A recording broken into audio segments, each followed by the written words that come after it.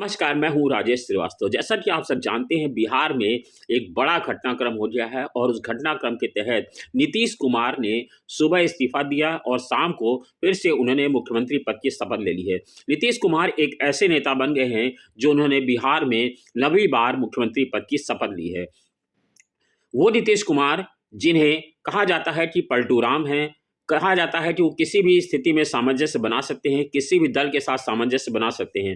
लेकिन इस बार नीतीश ने जो गठजोड़ किया है आरजेडी के साथ नाता तोड़ करके, और उन्होंने जेडीयू और बीजेपी का जो गठबंधन किया है, उसके चर्चे बहुत ज़्यादा हो रहे हैं।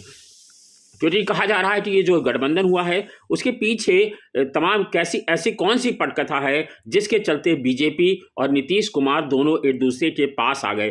क्योंकि आपको याद होंगे, पुराने भाषण अगर आप सुनेंगे, तो अमित शाह ने कहा था और नीतीश कुमार और लल्लन सिंह दोनों को नाम लेकर के कहा था कि अब कुछ भी हो जाए, लेकिन भारतीय जनता पार्टी के लिए जेडीयू के रास्ते हमेशा-हमेशा के लिए बंद हैं। और वहीं नीतीश कुमार ने भी कहा था कि हम कुछ भी हो जाए पर भाजपा के लिए नहीं जाएंगे और भाजपा को समूल नष्ट करने के लिए जो भी बन पड़ेगा वो करेंगे।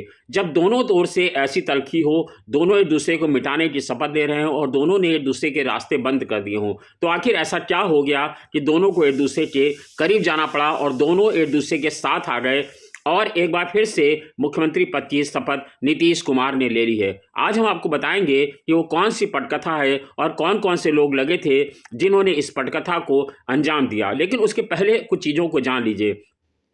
इस बार जो समीकरण आप देख रहे हैं, वो दरअसल पटना के लिए नहीं है, विधानसभा चुनाव के लिए नहीं है।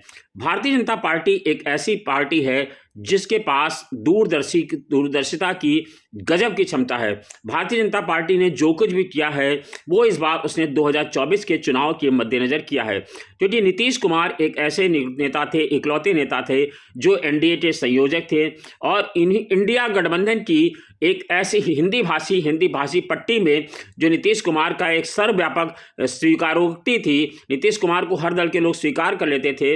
नीतीश कुमार ही सारे लोगों को करीब लेकर के आ रहे थे। नीतीश कुमार महागठबंधन का चेहरा बन रहे थे। तो महागठबंधन की राजनीति को खत्म करने के लिए, महागठबंधन को एक राज्य से खत्म करने के लिए और बिहार में लोकसभा चुनाव में खासी मजबूती हासिल करने के लिए भारतीय जनता पार्टी ने यह दांव चला है।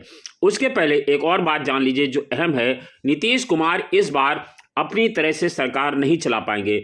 उसका चलते, क्योंकि अब भारतीय जनता पार्टी ने यह तय कर लिया है कि इस बार भारतीय जनता पार्टी बड़े भाई की भूमिका में रहेगी। भले ही नीतीश कुमार मुख्यमंत्री बन गए हों, लेकिन विजय सिन्हा जैसे लोगों को और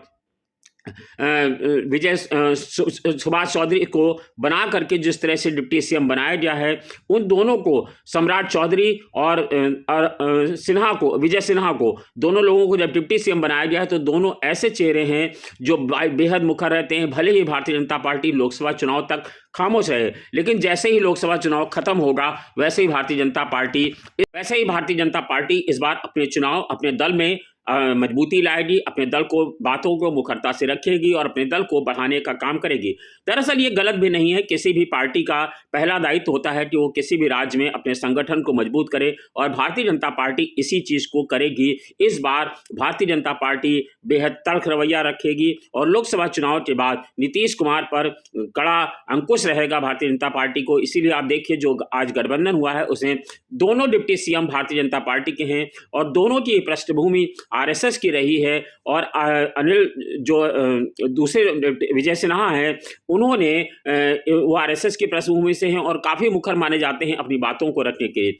आज हम आपको बताएंगे वो पटकथा जिसके चलते आपको इस समझ में आएगा कि नीतीश कुमार को भारतीय जनता पार्टी में लाने के पीछे के लिए कौन कौन से लोग ऐसे थे जो इस राजनीति को अमल कर रहे थे। दरअसल इस चीज़ की जो पटकथा लिखी गई, वो पटना में ना लिख करके दिल्ली में लिखी गई थी। इस पटकथा के चलते ही जेडीयू के राष्ट्रीय अध्यक्ष लल्लन सिंह को, राजीव रंजन उर्फ लल्लन सिंह को उनके पद से हटाया गया था।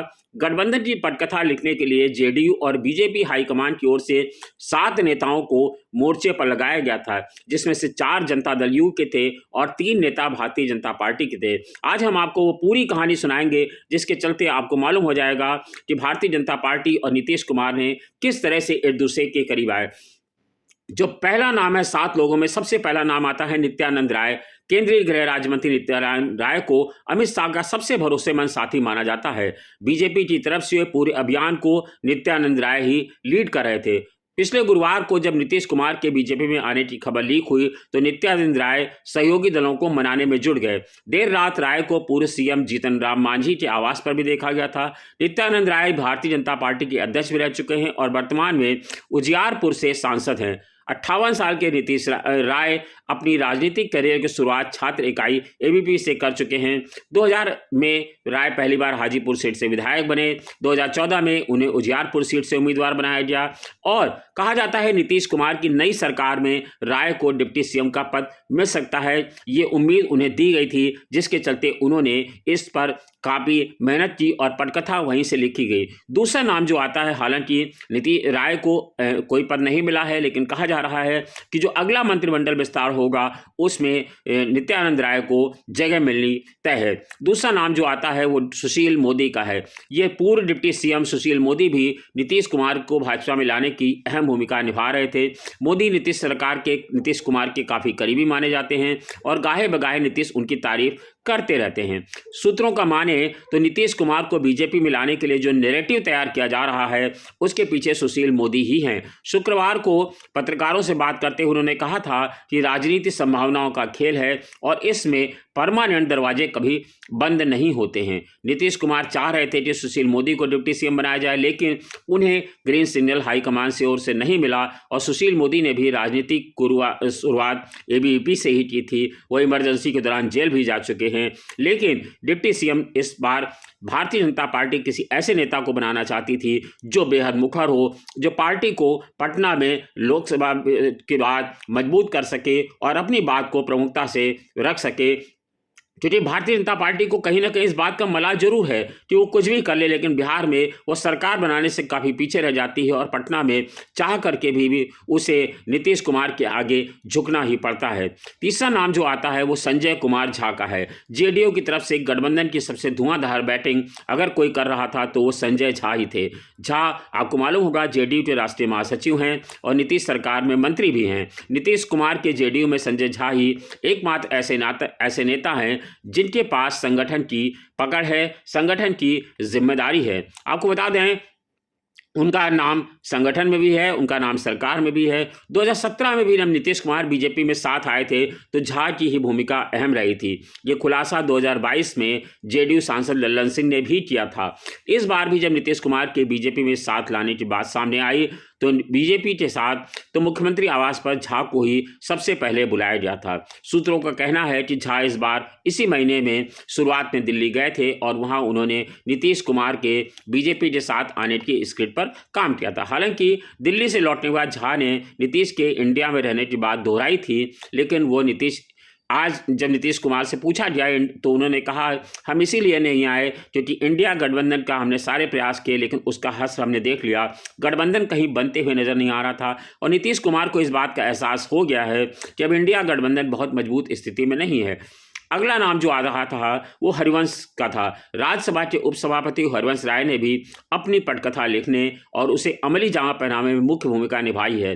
हरिवंश को नीतीश कुमार का बेहद करीबी माना जाता है। नीतीश जब बीजेपी छोड़कर आरजेडी के साथ गए थे, आपको याद होगा, तो हरिवंश के भी पद छोड़ने की बात कही गई थी। हालांकि नीतीश ने उन्हें पद से नहीं हटाया था। सूत्रों की माने तो नीतीश कुमार के साथ आने के लिए बीजेपी हाईकमान को हरिवंश ने ही तैयार किया था।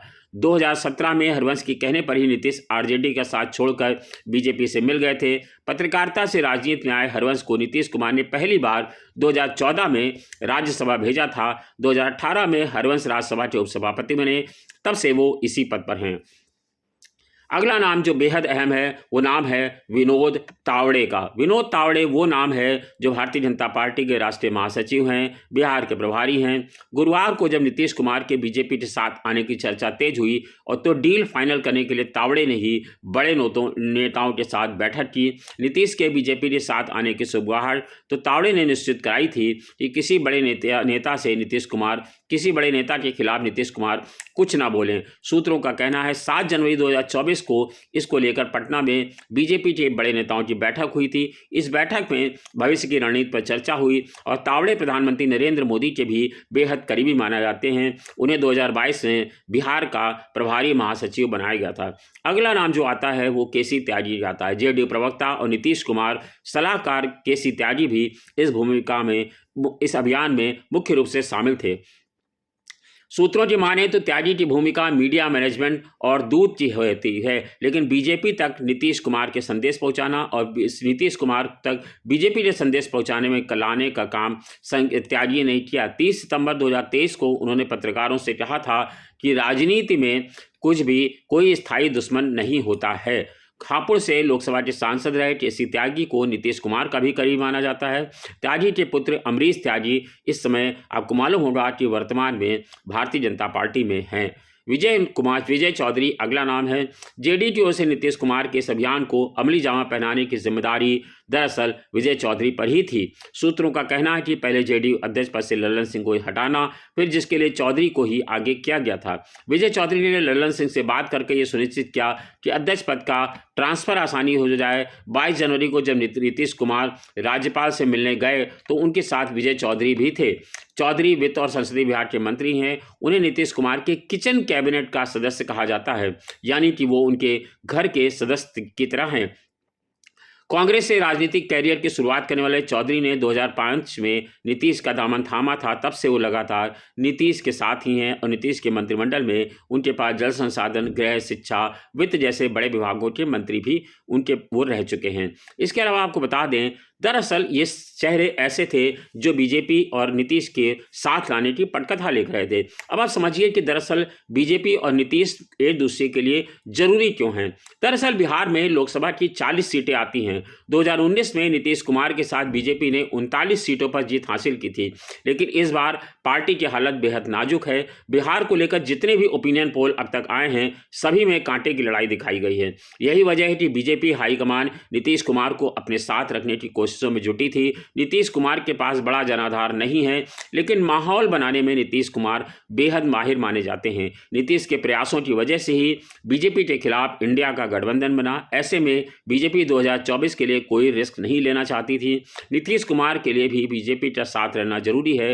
नीतीश के पास पार्टी के कई बड़े नेता और उनके करीबी ईडी, आईटी और सीबीआई की रडार पे हैं। इसमें आपको याद होगा एमएलसी राधाचरण सेठ, विजय चौधरी के साले अजय सिंह उर्फ कारू, लल्लन किंग के करीबी गरीबू सिंह का नाम भी, गब्बू सिंह का नाम भी इसमें शामिल है।